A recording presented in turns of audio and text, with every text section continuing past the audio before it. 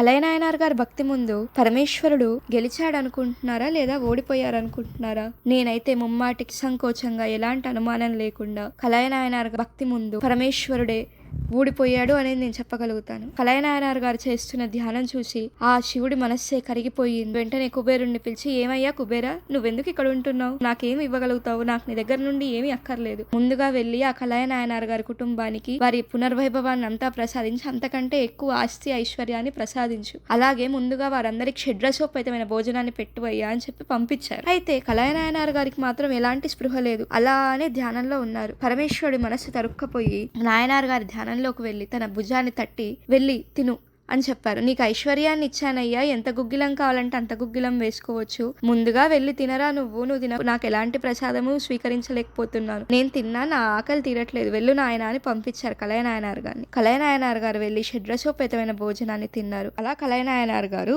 గుగ్గిల కలయనాయనార్ గా మారారు. చూసారా, వారి యొక్క భక్తికి పరమేశ్వరుడే మెచ్చి ముందుకు దిగి వచ్చారు. కొంతమంది అయితే నా దగ్గర అది లేదు కాబట్టి నేను పూజ చేసుకోలేదు, రకరకాలుగా మనం అందరం వంకలు వెతుక్కుంటాం. కానీ ఏది ఉన్నా లేకపోయినా మనకు మనస్సు పరమేశ్వరుడి పాదాల దగ్గర లగ్నం చేయగలిగితే ఏ పూజనైనా సార్థకత చెందుతుంది.